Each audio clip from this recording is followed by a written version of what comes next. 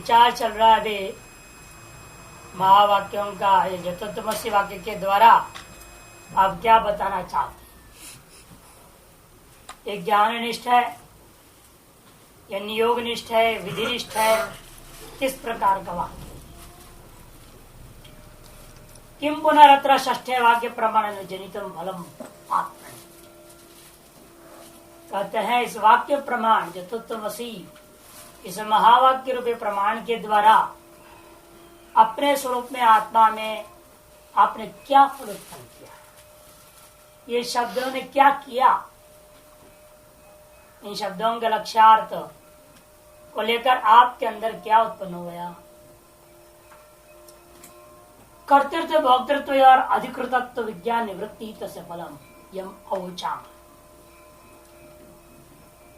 त्वम शब्द वाच्यम अर्थम, जो पहले त्वम शब्द का वाच्यार्थ कहा गया है कर्तृत्व भोक्तृत्व आदि से लेकर के वो अपने आप को अधिकृत मानता था, उस विज्ञान का निवृत्ति न अपने अंदर जो आया हुआ कर्तृत्व भोक्तृत्व ब्राह्मणत्वादि है, इनकी निवृत्ति करना ही तत्वमसि महावाक्य का यही फल है। कर्तृत्व भोक्तृत्व और अधिकृतत्व ज्ञान निवृत्ति, इनका जो इनके कारण से आपके अंदर कर्मादियों में जो अधिकार मानते रहे हैं, आदर्श जो अधिकृतत्व ज्ञान आपके अंदर विद्यमान जो था उसकी निवृत्ति ही तस्य वाक्य प्रमाण से फलम यम अवोचामा। त्वम शब्द वाच्यम अर्थम, जो कि तुम शब्द वाच्यार्थ रूपेण मैं पूर्व में विचार कर चुका हूं, उनकी निवृत्ति का नाम यह फल है समझो। श्रोतुम मंतुम च अधिकृतम अविज्ञात विज्ञान परार्थ।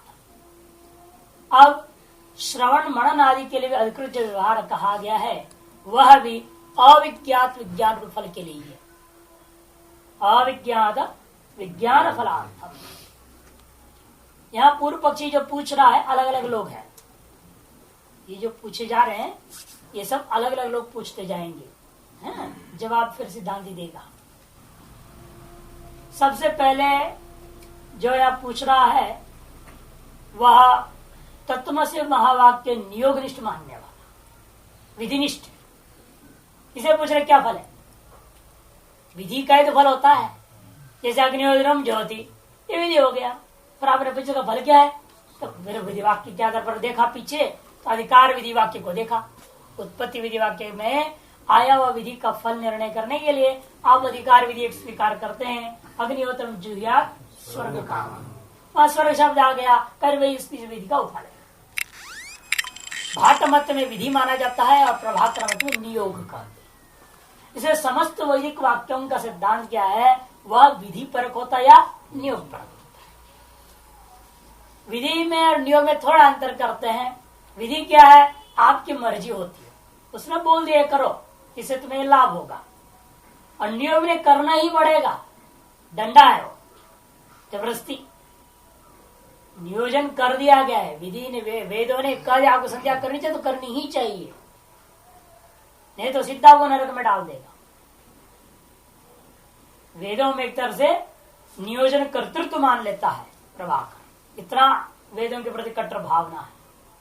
और वो कहते हैं कर्तुम अकर्तुम अन्यथा कर्तुम पुरुषनिष्ठ होता है और वाक्यनिष्ठ नहीं है, करना कराना। वाक्य तो बोध करा सकते, ज्ञापन करा जाए, अविज्ञात का विज्ञापन कराना ही प्रमाण। अज्ञात ज्ञापकत्व प्रमाण से सामान्य लक्षण है नहीं, जो अज्ञात को ज्ञापन करा देवे वो वाक्य या वो कोई भी जो ज्ञान है वो प्रमाणिक हो जाता है। इसलिए यहाँ पर दोनों की दृष्टि से कहा दे रहे हैं, नियोग की दृष्टि से भी और जो है विधि की दृष्टि से। इसलिए अंत में लगे अविज्ञात विज्ञापन फलार्थम, अविज्ञात का ही विज्ञान रूपी फल के लिए है। श्रवण मनन इत्यादि में अधिकार जो कहा जाता है वह भी अविज्ञात विज्ञान रूपी फल के लिए है। और ये सारी चीजें जो है ना सब प्रकाशात्मा नहीं घटेगा। आप जो तत्वमसि वाक्य की तरफ क्या बोलना चाहते हैं, आत्मा को ब्रह्म करके उसने जाना, अर्थात ब्रह्म रूपेण जानना ही फल हुआ। वो फल कैसे हो सकता है, क्योंकि अज्ञात है क्या ब्रह्म, अज्ञातार्थ ज्ञापकत्व प्रमाणत्व। यह वाक्य तब प्रमाण होगा, तब ये जो तत्वमसि वाक्य जब कोई अज्ञात वस्तु को बोध करावे। और ब्रह्म तो सदा ज्ञात है, स्वप्रकाश है, नित्य प्रकाश है। वो जो नित्य प्रकाश है, स्वप्रकाश आत्मा है, ज्ञान स्वरूप ही है, उसमें अज्ञात क्या है? या अंशांश भाव कल्पना जैसे अन्य लोग कर लेते हैं, तो इतने अंश में अज्ञात था, इतने अंश में ज्ञात है, इस अज्ञात अंश को जानने के लिए हमने प्रयास किया है। ये सब वेदांत में तो है ही नहीं। वेदांत में जो शुद्ध अपना अद्वैत वेदांत में तो वो निरवय निरंश निष्कल है, सब बोल चुके हो। इसीलिए जो है यहाँ शंका उठ रहा है, अज्ञातार्थ ज्ञापकत्व रूपा प्रामाणिकत्व इस तत्वमसि वाक्य में नहीं रहेगा यदि आप ब्रह्मानुभूति करना ही इसका फल मानते हो तो। क्योंकि वह ब्रह्म जो है अज्ञात है नहीं, उसका एक भी वाक्य क्या ज्ञापन कराएगा? अच्छा, या तो इस वाक्य को अप्रामाणिक कह दीजिए, और ऐसे कह नहीं सकते हो मीमांसक लोग, कैसे कहेंगे अप्रामाणिक? इसलिए वो क्या करेंगे, उसको दूसरे ढंग से ले जा रहे, इनकी निवृत्ति के लिए है। तत्वमसि से स्वरूपानुभूति नहीं मानते हो, वो कह रहे हैं आपके अंदर कर्तृत्व भोक्तृत्व आदि था, उसका निवृत्ति कर दिया, बस इतना ही करना है। ये वेदांत पक्ष में इष्ट नहीं है, निवृत्ति मात्र इष्ट नहीं है। स्वरूपानुभूति लेना ना तत्वमसि से। महावाक्य का जब फल है अर्थात वाक्यार्थ अखंडार्थ अवबोध नहीं मान रहा है, वो वाच्यार्थ मान के चल रहा है, वाक्य का अपने जो वाच्यार्थ को लेकर के चल रहा है, अखंडार्थ अवबोध के वाक्य नहीं मानता। ये इसी कारण से वो उसको विधि पक्ष नियोग पक्ष में रखने की प्रयास कर रहा है पूर्व पक्ष, जैसे पूर्व पक्ष बोल रहा है। नीचे टीका में कहते भी देखो, अज्ञातार्थ प्रकाशन मान फलम तस्य स्वप्रकाश नोपपत्ति इति मनमानश्चोदयति किं पुनरित्यादि न। स्वप्रकाशे प्रकाशातिशयस्य मान फलस्य असंभव है। स्वप्रकाश तत्व में प्रकाशातिशय रूपम प्रमाण का जो फल है वह संभव ही नहीं है। अभी अध्यस्त व्यावृत्ति तत्फलम भविष्यति उत्तर माह। जवाब में सिद्धांति कहता है तब क्या करोगे, अध्यस्त का व्यावर्तन कराए फल मान लो। ये भी मुख्य फल नहीं है ना, ये भी गौण फल ही है। मुख्य फल अखंडार्थ बोधपूर्वक स्वरूपानुभूति है, उससे हटकर ये बात करें गौण फल का भी फलमान के कथन कर रहा है। इसलिए सब सिद्धांत एक देशी भी ले सकते हैं। पूर्व पक्ष ने जवाब किया किम जनितम आत्मनि किम फलम जनितम अनेन वाक्य रूपी प्रमाणेन। उसके जवाब ये दे रहे कर्तृत्व भोक्तृत्व और अधिकृत विज्ञान निवृत्ति तस्य फलम यम अवोचाम तम श्रुतवाच्यम वर्तम श्रोतुम मंत्रंच अधिकृतम अविज्ञात विज्ञापन फलार्थम। और ये श्रवण मंडाली विधियां भी जो कही गई है अधिकार करके, वह भी अविज्ञात विज्ञान फल ही है। कथियां अविज्ञात क्या है कि जिसका विज्ञान करा रहा है घटा के दिखाना पड़ेगा ना।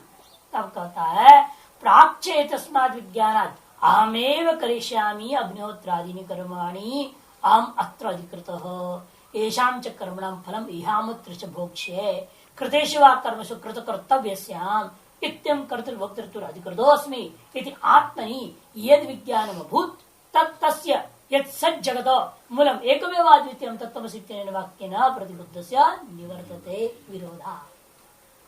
समझा दिया।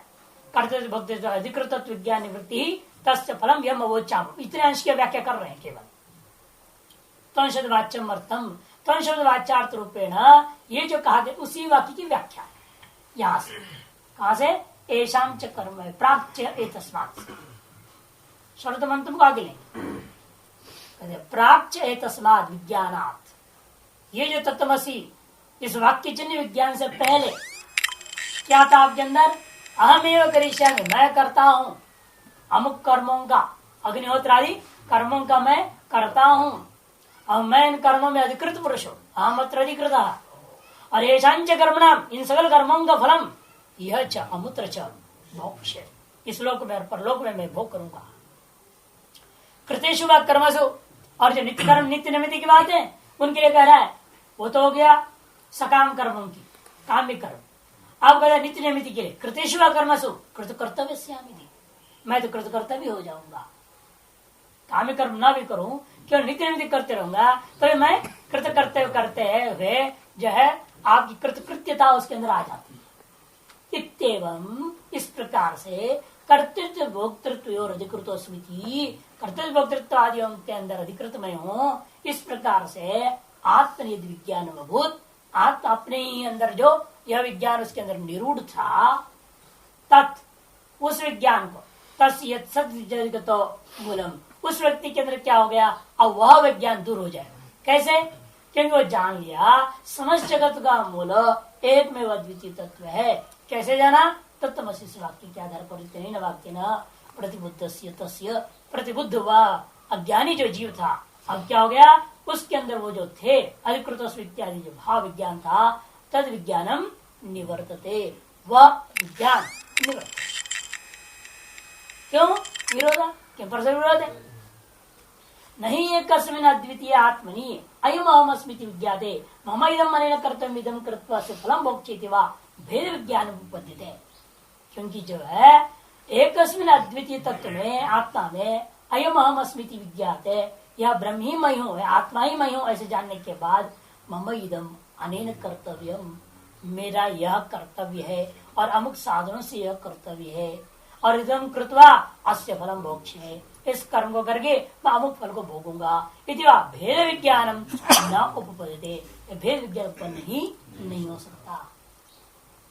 तस्मात् सत सत्य अद्वितीय आत्मविज्ञाने विकारानृत जीवात्म विज्ञान निवर्तते इति युक्तम। इसलिए जो सत्य रूपा उस सत्य तत्व का अद्वितीय आत्मविज्ञान के उत्पन्न होने पर विकार में जो अनृत जीवात्म भाव का विज्ञान था वो निवृत्त हो जाता है। इति युक्तम। इस प्रकार से मुख्य रूपेण मीमांसकों का विधिवादी और जो है नियोगवादियों के दृष्टिकोण से जवाब दे दिया। यही फल मान लो, कोई आपत्ति नहीं। जैसे अन्य लोग भी दुख निवृत्ति मोक्ष मानते हैं, दुख निवृत्ति कोई मोक्ष मानते हैं। इसलिए ये जो हम करे यथार्थ जो भ्रांति ज्ञान था, विकार में जो अनृत जीवात्म विज्ञान था, उसकी निवृत्ति कोई फल मान ले, तो विधि पक्ष से भी घट गया। नियोग पक्ष हो चाहे विधि पक्ष, दोनों पक्ष में बात घट जाता है कि उनके दृष्टिकोण से फलत्व का कथन कर दिए। अब कहते हैं लेकिन फिर भी तत्वमसि वाक्य ना मुख्य एकत्व कथन नहीं कर सकता, ऐसे पूर्व पक्ष कहेगा। मुख्य एकत्व को वो स्वीकार नहीं करता। मुख्य एकत्व कथन कर चुके हैं। अविज्ञान विकार में विज्ञान अनृत जो जीवात्म भाव को त्याग करके वो नित्य एकत्व, नित्य मुख्य एकत्व को ग्रहण कर लिया। ये तो कह दिया, सिद्धांत पक्ष कह दिया गया। लेकिन सिद्धांत पक्ष कह रहे हैं वो विधि मुखे न और नियोग मुखे न कथन कर रहे हैं। मुख्य वाक्यार्थ क्या है? एकत्व विज्ञान। वह एकत्व विज्ञान जब भेद विज्ञान के विरोधी होने से भेद विज्ञान को निवृत्त कर देता है और निवृत्ति करना ही फल है, ऐसे कथन कर दिया। लेकिन दूसरा कहता है इसमें इसको मुख्य एकत्व मानो ही मत। तत्वमसि चित्र तुम शब्द वाच्य अर्थ सद्बुद्धि आदिश्यते। जैसे बालक है उसे सिंहत्व का आरोप कर दिया जाता है, आदेश कर दिया, सिंहो मानव को कह दिया, वो गौण होते यथा तथा यहाँ पर तुम तदसी, तुम ब्रह्म हो, ये जो कहा जा रहा है उस बालक को तुम सिंह हो कहने के समान अतएव गौण है, एकत्व मुख्य एकत्व नहीं है। तम शब्द का वाच्य अर्थ सद्बुद्धि ही आदेश है। सत्य माने वह ब्रह्मत्व की बुद्धि का आदेश हुआ है। यथा आदित्य मन आदिशो ब्रह्मादि बुद्धि, ये शास्त्र दृष्टांत दिया। जैसे जो है आदित्य में मन में ब्रह्म की दृष्टि करते, आदित्यम ब्रह्मित्युपासित है ना, मन ब्रह्मित्युपासित, प्राण ब्रह्मित्युपासित, इन सब जगह इति परक वाक्यों को आप देखते हो।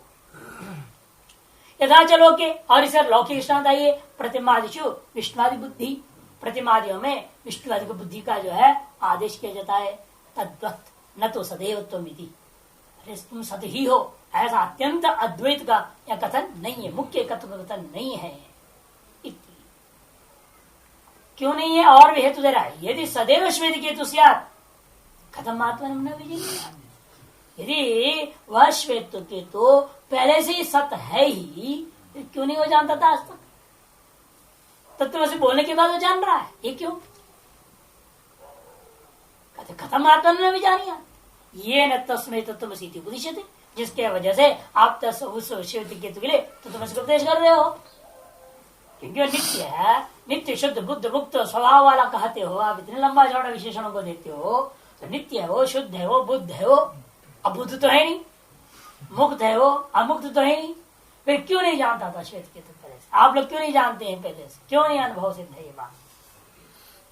तब कहते हैं इसीलिए मानना पड़ेगा कि गौण तत्व की कथा है, सिंह मानव इत्यादि के समान, प्रतिमा विष्णुवादी के समान, या आयुध मनोपास इत्यादि के समान जो है, ये भी गौण व्यवहार है, मुख्य ही नहीं एकत्व।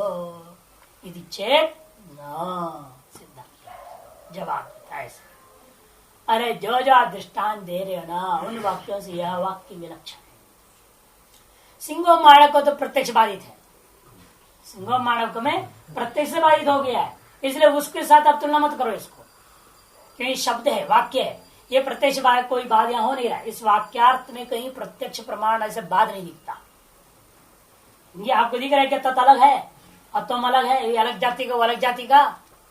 जैसा मानवक और सिंह दो भिन्न जातीय पदार्थ, एक क्रूर और अक्रूर स्वभाव वाले दो जो है जंतु जीव हैं, इस बात को प्रत्यक्ष प्रमाण से सिद्ध है। जैसे तुम और तद दो पृथक पृथक जाति का दो जीवात्मा या दो जंतु है, या जो जानवर है या पशु मनुष्य है इत्यादि रूपेण भेद सिद्ध है क्या? नहीं है। इसलिए प्रत्यक्ष बात तो नहीं कर सकते, इसलिए वो दृष्टांत को तो क्या रख दो। और रही दृष्टांत प्रतिमा में विष्णु का बात है, या आयुध ब्रह्म उपास जो कहते हो, उन सभी स्थलों में तो हम कहते हैं प्रतिमा में विष्णु का आधार विधि से हमने कर रहा हूं। वो भी प्रतिमा है, पत्थर है, सब जानते हैं, और विष्णु भगवान नहीं है ये हम भी जानते हैं, और सब जानते, जो पूजा करने वाला भी जान रहा है विष्णु भगवान नहीं। इसमें प्राण प्रतिष्ठा करके भावना मात्र कर रहा हूं, यह प्रत्यक्ष सिद्ध है।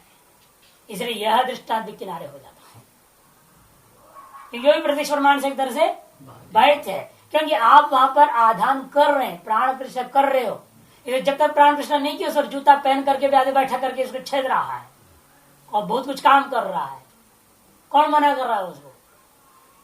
जो मूर्ति बनाने वाला है वो जूता पहन के बैठ गया उसके ऊपर और कर रहा है काम, कोई मना नहीं करता है। तुम क्या अगर भगवान के ऊपर पैर रख दिए हो? जो यहाँ फिक्स करने वाला होता है वो भी क्या क्या कर देते हैं, सीमेंट लगा रहा, सब कुछ कर रहा, कोई नहीं बोलता कुछ। हाँ, जब प्राण प्रतिष्ठा हो जाए उसके बाद कोई छुएगा तो भी नाराज होता है, अपवित्रता छू दिया तो ध्यान है, छू दिया। तो जब तक प्राण प्रतिष्ठा नहीं हुई, आप भी जानते हैं पत्थर है, उसके बाद भी पत्थर जान रहे हैं, लेकिन आपने ये निश्चय कर लिया, भावना कर लिया कि मैंने इसे विष्णु भगवान का स्थापना किया है। एक सुपारी के अंदर भी आप भावना कर लेते थे वैसे विष्णु भगवान की स्थापना कर दिया, बड़ा आरती उतारेंगे, पूजा करेंगे, हाथ जोड़ेंगे, सब कुछ करेंगे।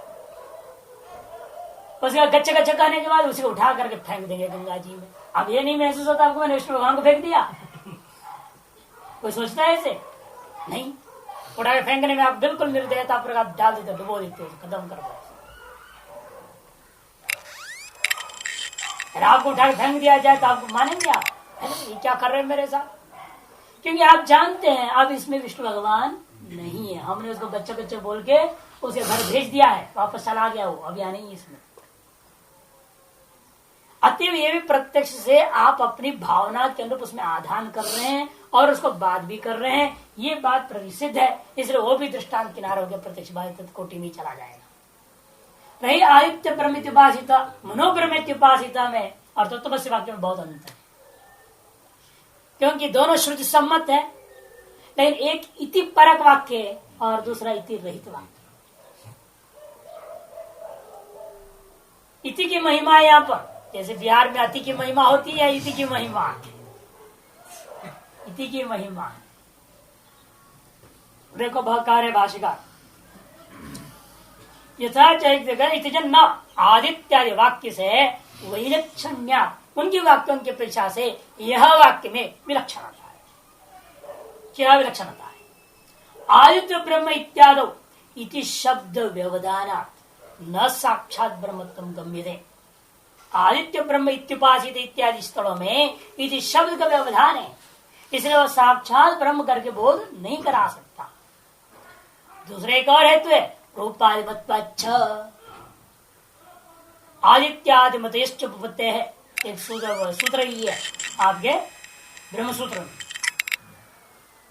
तो उसके आधार पर कह रहे रूपादि मत्वाच्च, आदित्य में रूपादि मत्व सिद्ध किया और अरूपम अशब्दम अरसम अगंधवच्चेत, यहाँ श्रुति कह रही है ब्रह्म को अरूपवत्ता आदित्य में दिखा रहे हो, अतएव भी आदित्य ब्रह्म नहीं, ये बात सिद्ध हो गया।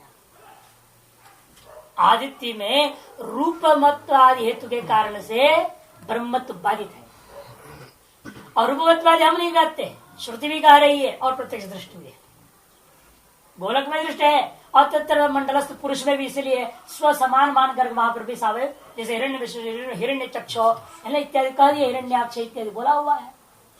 अतएव वहां समझ मान लेते हैं वह रूपमान है, रूपमान यदि है फिर वो ब्रह्म नहीं। रूपादि मत्वाच्छ आदित्यादि नाम आकाश मनोश्च इति शब्द व्यवधानात्, आदित्यादि नाम कैसे, आदि से क्या लेना, आकाश और मन को भी ले लीजिए।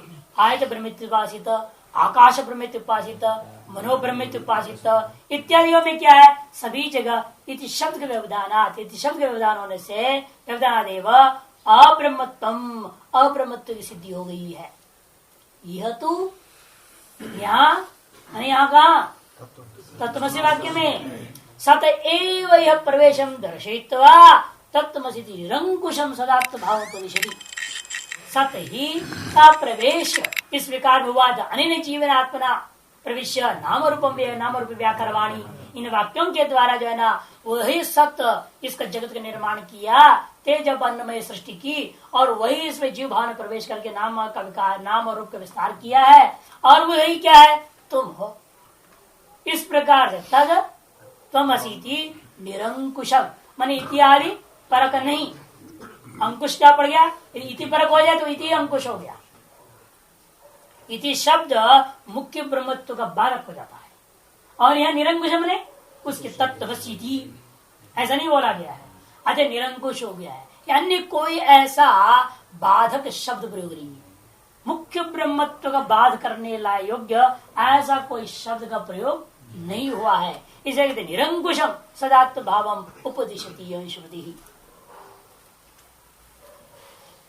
इति शब्द पर सामानाधिकरण्य वशात अवस्तुनिष्ठत्वम गम्यते, आ गया ना। सभी जगह शास्त्रार्थ यही है, विधि निष्ठत्वम, नियोग निष्ठत्वम, अवस्तुनिष्ठत्वम है ना, और सिद्धांत है वस्तुनिष्ठ। सिद्धांत कहेगा ये वस्तुनिष्ठ, यह वाक्य का अर्थ जो है लक्ष्यार्थ तात्पर्यार्थ वस्तुनिष्ठ है, और पूर्व पक्ष वगैरह कहेंगे ये क्रियानिष्ठ, विधिनिष्ठ या नियोगनिष्ठ या अवस्तुनिष्ठ। क्यों, वस्तु रूपी त्वम में गौण आदेश आरोप मात्र, गुणाधान मात्र, जैसे बालक में सिंह के गुण का आधान किया, मूर्ति में विष्णु के अवयवों का आधान कर दिया। हाथ में एक दर्भ को पकड़ लेता है पंडित, कहता है अब भगवान का अमुक नाम लेकर के कहता है मैं कसम खाता हूं कि अब भगवान का अमुक अंग इसमें आ जाए, ऐसे बोलता है। और फिर दूसरे को छुएगा, कान को, आंख को, सबको छू लेता है।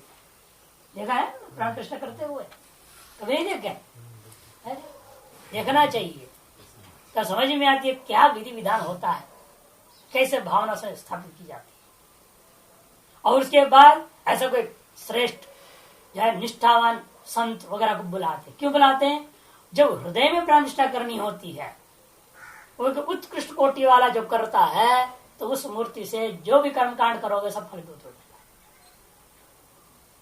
अब आज तक भी भीड़ भाड़ क्यों लगती, इधर जगहों जगहों में देख क्यों शंकराचार्य स्थापना, सिद्ध महापुरुष तो साक्षात शंकर के अवतार हो या ना हो मानते हैं, और कुछ ना माने सिद्ध तो थे ही, इसे कोई संशय नहीं।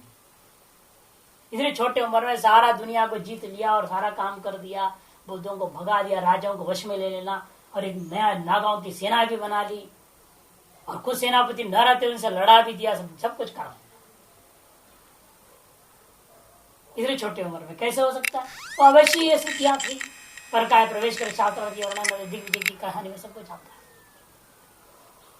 मन गणत कुछ हिस्सा मान भी लोग है, लेकिन काफी हद तक उसकी कई बातें सच्चाइयां भी है ही है।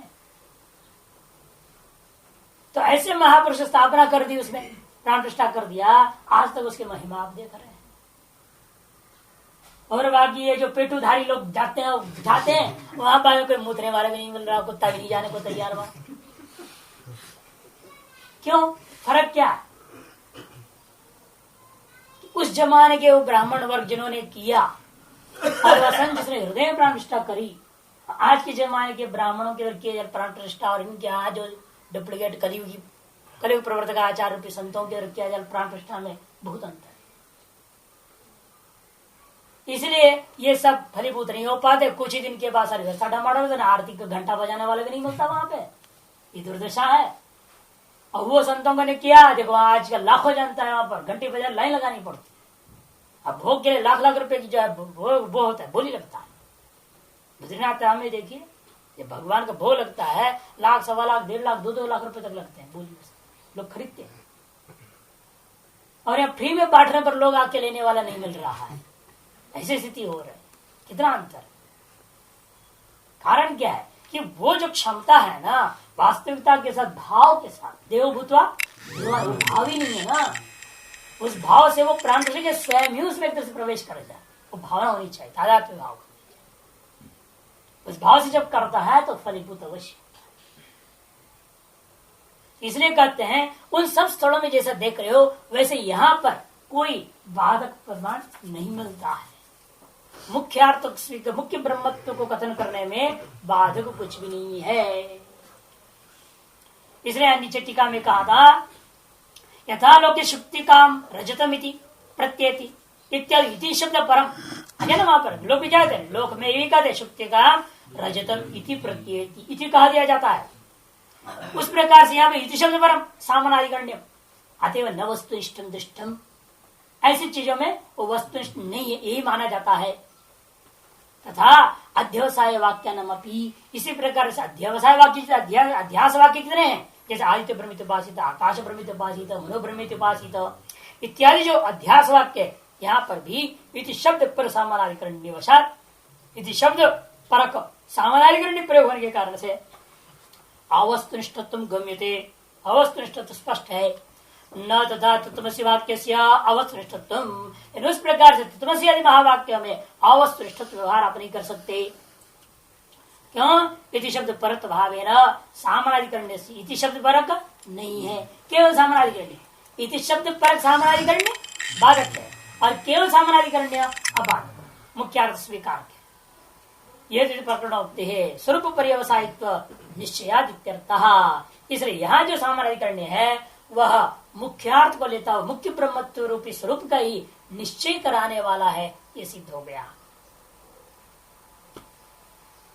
फिर भी कहते हैं भाई ये हम नहीं मान सकते, भेद गाही बहुत सारे प्रमाण है, भेद को ग्रहण कराने वाले भी प्रमाण है। जीव और ब्रह्म का, जीव और ईश्वर का भेद को ग्रहण कराने वाले भी बहुत सारे, ममेवांशो जीवलोके कद जीवभूत सनातन, स्पष्ट ही है मेरा अंश है जीव का, अंशांशी भाव स्वीकार कर रहे हैं। वहां पर द्वास पूर्णा सविजा सखाया श्रुति भी कह रही है, 2 चिड़िया, एक ईश्वर अलग है, एक जीव अलग है।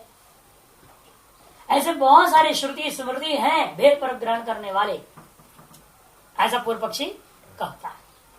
ननु पराक्रमादि गुण सिंहोसी त्वम इतिवत तत्त्वमसि दिशा।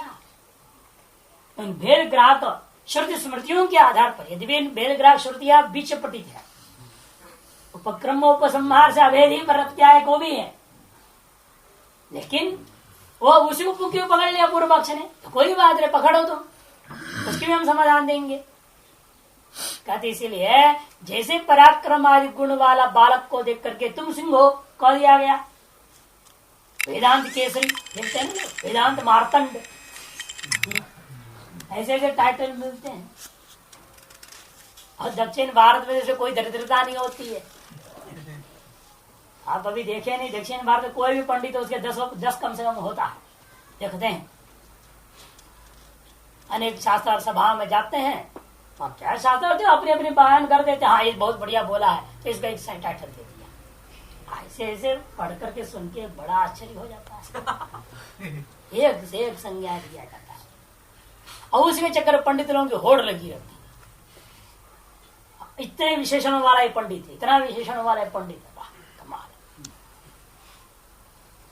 जितना निर्विशेष की चर्चा करेगा इतना ही उसका विशेषण दिया जाएगा, उतना उसको सविशेषण दिया जाता है। ये बड़ा विचित्र होता है। निर्विशेष की चर्चा करने जा रहे हो, निरुपाधिक की बात कहने जा रहा है और उसमें उपाधियों पर घुसाए जा रहे हैं, और वो भी उन उपाधियों से बड़ा गर्वित हो जाता है और अहंकार और अभिमान। और आप ऐसे कोई कार्यक्रम बोलेगा नहीं है, अमुक शास्त्र सभा है, हाँ ये टाइटल दिया जाएगा, अच्छा तब जरूर चलेंगे। हेलो भाई, चेड़ा वेड़ा सबको इकट्ठा करके चलते हैं। बताओ क्या वेदांत तुमने पढ़ा, क्या सुनाते हो, क्या तुम साक्षात्कार कर रहे हो वेदांत की, समझ नहीं आता। इसलिए कहते हैं कि एकादश गुण वाला तुम हो, उस गुण को लेकर के सिंहत्व जैसा मानव में आरोप होता है, उसी प्रकार से तत्वमसी में भी तुम में कह दिया किंचित गुणों को लेकर के। किंचित गुण क्या? चैतन्यता की सादृश्यता है, वो भी चैतन्य ये भी चैतन्य है ना, वो भी चैतन्य है ये भी चैतन्य है, वो नित्य है ये भी नित्य है। कहने को शब्द प्राप्त करता है, स्वर्ग आदि आने जाने वाला मानना पड़ेगा ना, उसे नित्य मानना पड़ेगा। लेकिन ये नहीं मानता हूं मैं ये शुद्ध है, वो शुद्ध जरूर होगा लेकिन ये शुद्ध नहीं है, ये बहुत मल वाला है। ये नहीं जरा भजनकार गाते हुए मैली चादर ओढ़ के वैसे नहीं, मैली चादर वाला है ना, ये मल वाला है, वो शुद्ध है ये मल वाला। अंतर तो पड़ गया ना, कुछ मामले में तो सादृश्य है, कुछ मामले में भेद भी दिख रहा है। ये अशुद्ध है वो शुद्ध है, ये अबुद्ध है असर्वज्ञ है वो सर्वज्ञ, ये अल्पज्ञ है वो सर्वज्ञ है। कितने स्पष्ट ही कई गुणों में भेद देख रहा है, लेकिन कुछ गुणों के सादृश्यता के कारण से कह दिया गया तुम जो है ब्रह्म हो। जैसे मानव और सिंह में बहुत सारे गुणों के दृष्टिकोण से क्या है, दोनों में अंतर है। मानव तो बढ़िया बात कर लेता है, भाषणबाजी कर लेता है, पढ़ता है लिखता है सब करता है, कपड़ा पहनता है नहीं, और सिंह तो कभी नहीं करता है सब काम। करता है क्या? न कपड़ा पहनता है, न पढ़ता लिखता है वो, न भाषण दे सकता है वो। अंतर तो है, लेकिन सादृश्यता भी है। वो जितना क्रूर उतना ये भी क्रूर है, वो जितना धाड़ता है ये भी धाड़ने में समर्थ है या नहीं? वो भी मांसभक्षी ये भी मांसभक्षी हो सकता है। कुछ सादृश्यताएं हैं और बहुत कुछ मामले में विसदृश्यता भी है। ऐसे में सिंह मानव का प्रयोग हो जाता है जिस प्रकार, उसी प्रकार तुम और तत्व में भी किंचित सादृश्यता किंचित विसदृश्यता को देखते हुए ही तुम वही हो, ऐसे प्रयोग हो गया। चेतना चैतन्य गुण योगा गौणम, टीका में स्पष्ट कर दिया, एक ही गुण ले रहे लोग। चैतन्य गुण योगा गौणम इति द्वितीय संगत है, द्वितीय पक्ष की आशंका है। सिद्धांत कहते हैं ना भाई मृदाय दृष्टांत से है वही यह सिद्ध कर दिया गया है, तो कहाँ भेद रह गया। मृदादिवत सद एक में द्वितीय सत्यमिति उपदेशा, मृदादि दृष्टान्तों के सदृश कहता हुआ दृष्टांत से बात कही गई, सत्य एक में द्वितीय है और वही सत्य तत्सत्यम स आत्मा ये कहा गया था। न उपचार विज्ञानात् दीर्घ बनाओ तस्य तावदेचरमिति सत्संपत्ति उपदिश्येत। और यदि वास्तव में औपचारिक विज्ञान ही था फिर तो मुख्य मोक्ष की कथन कैसे हुआ? तस्य तावदेव चिरम तद संपत्ति से, ये बात कैसे कह दिया? क्योंकि गौण जहां उपदेश होता है और मुख्य फल प्राप्ति नहीं हो सकता, गौण फल ही रहेगा उसका। इसे उपचार विज्ञानात् तस्य तावदेव चिरम इति सत्संपत्ति नोपदिश्येत। इसलिए यदि ग्रहण कर ले, यदि यहाँ उपचार विज्ञानिक कहना इष्ट था और वही किया गया है, फिर तो ये जो फलादेश है वह फलादेश उत्पन्न नहीं हो सकता। मृषात्तादुपचार विज्ञान से क्यों मुख्य फल नहीं देगा?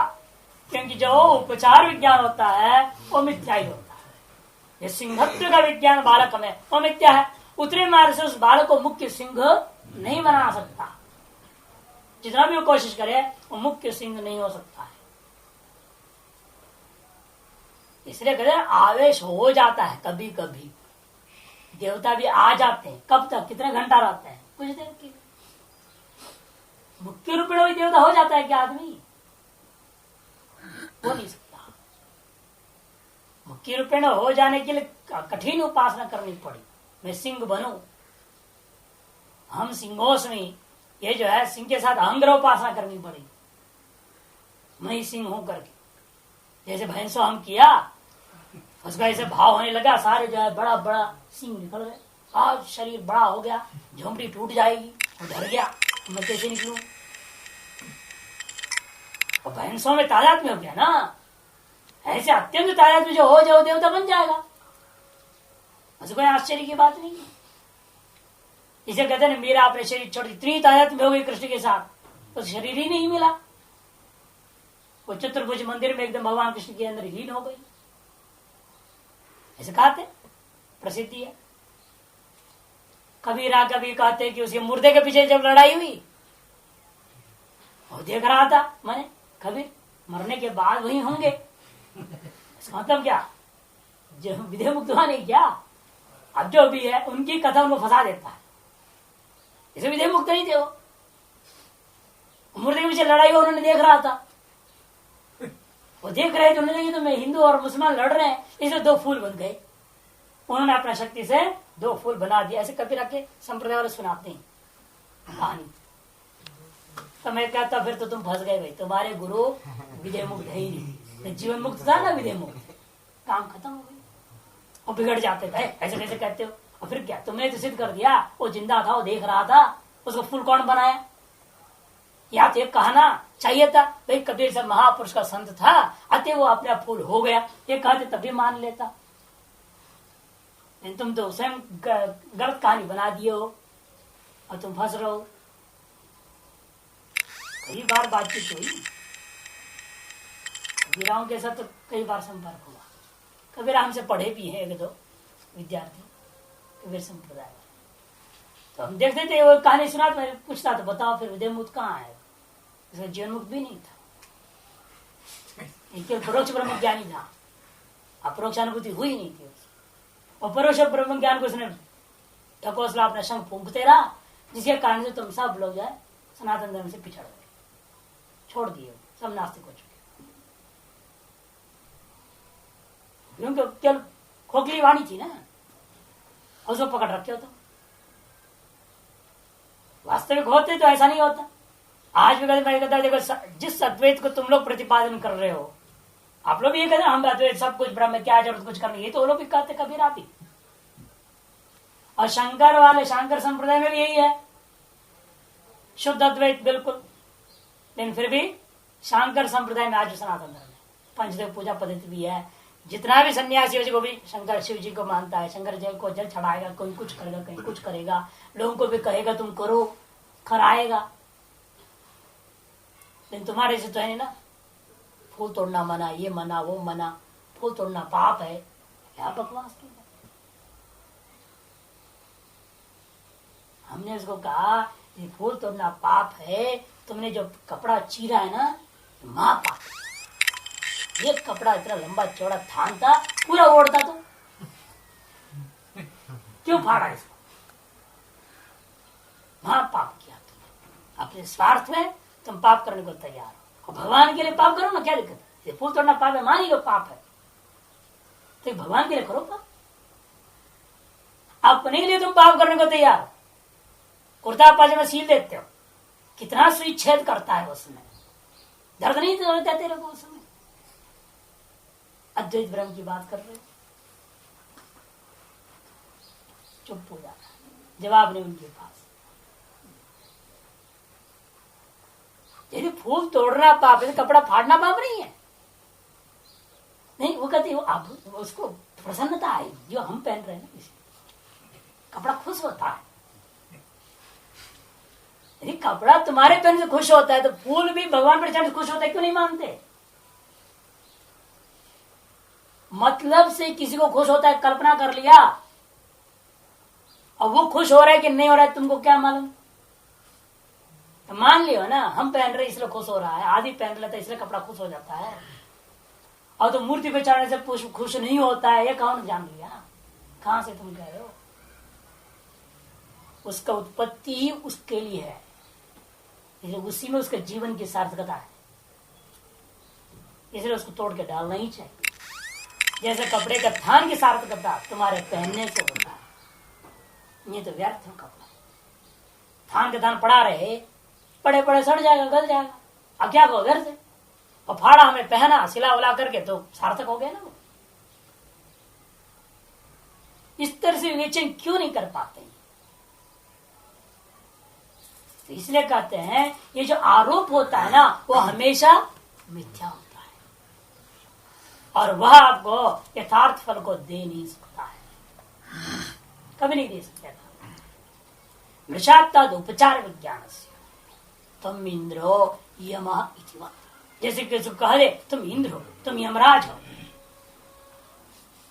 बड़ा सेठ है, पैसा वाला, उसको कहते ना हाँ आप तो इंद्र है, इंद्र है। और कोई दुष्ट आ जाए दिन रात टॉर्चर करे, एक यमराज जी आ गए, वो तेज महान यमराज दिमाग खाते रहता है। लोग व्यवहार में होता है ये बात। इन वाक्य में ना वो यमराज जी है ना वो इंद्र है।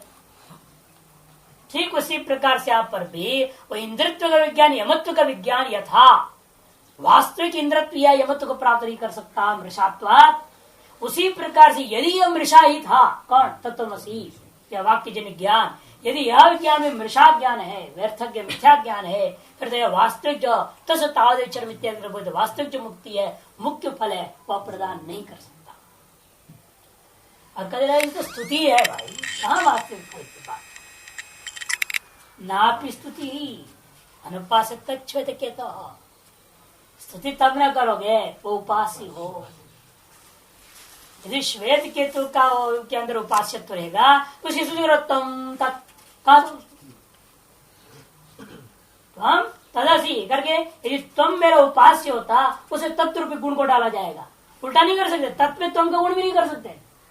ब्रह्म दृष्टि उत्कर्षात् सूत्र है, ब्रह्म दृष्टि उत्कर्षात् ब्रह्म सूत्र है 4:1-5 चौथे अध्याय प्रथम पाद का पंचम सूत्र है। उत्कर्ष का ही दृष्टि निकृष्ट में किया जाता है स्तुति में, ये नहीं कि निकृष्ट का में जो है उत्कृष्ट का दृष्टि जैसे की जाती है, उत्कृष्ट में निकृष्ट का दृष्टि करना उचित नहीं। इधर राजा को कह दो तुम तो दास हो, तो बिगड़ जाएगा वो। दास में राजत्व ठीक है, लेकिन राजा में दासत्व व्यवहार ठीक नहीं है। लोक में ही प्रसिद्ध है बात, इसे उत्कृष्ट का दृष्टि निकृष्ट में ठीक माना गया। दास को राजा कह दो, आदमी को इंद्र कह दो, बन जाता है, स्वीकार है। लेकिन राजा को दास कहते तुम चोर हो, तुम बेईमान हो, तुम नीच हो, ऐसा कुछ ही शब्द कर दो, सब गुणगान करोगे, ऐसे मानेगा वो। जैसे कहते हैं ना, हम कई बार बताते हैं, किसी राजा के पास जा करके आपने बोला महाराज हम आपसे जो कुछ ज्यादा नहीं चाहते, 11 रुपए का रसीद काट दो, उसकी अपमान हुआ कि सम्मान हुआ?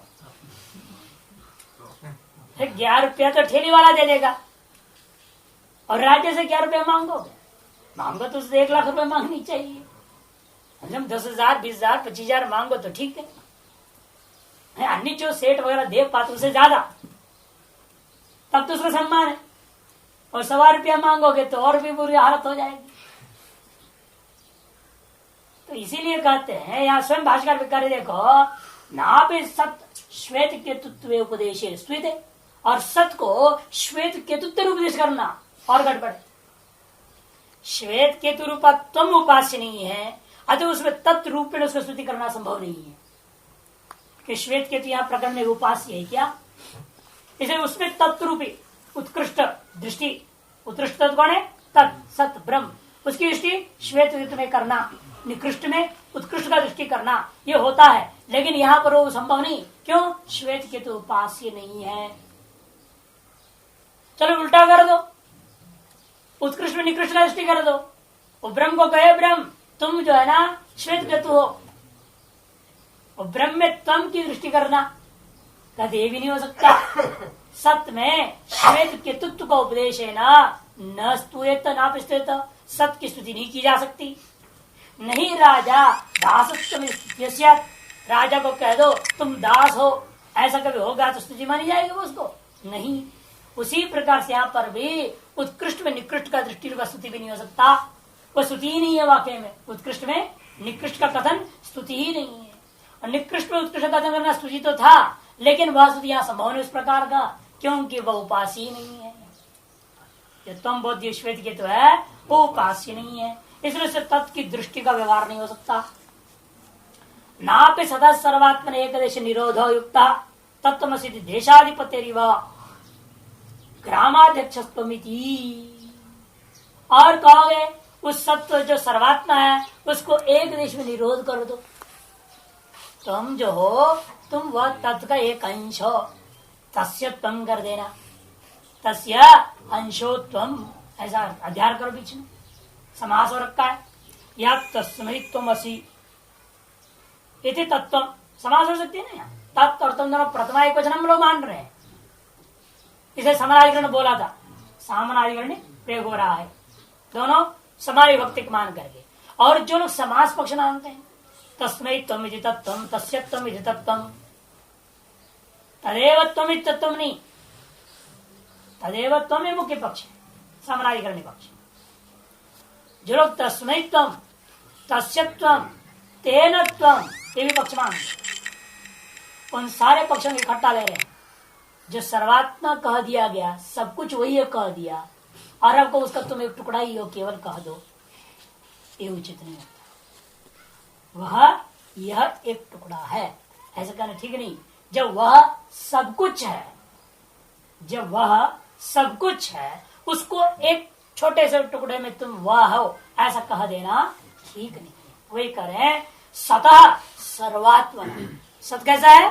सर्वात्मा है। सर्वात्मा रूपा सत के अंदर एक देश का निरोध कर देना न युक्त। उसी प्रकार जैसे देशाधिपत्य ग्रामाध्यक्षत्व में थी, प्रधानमंत्री आया उसको कह दो तुम तो भाई ग्राम प्रधान के बराबर, ग्राम प्रधान हो तुम, बड़ा अपमान है उसका।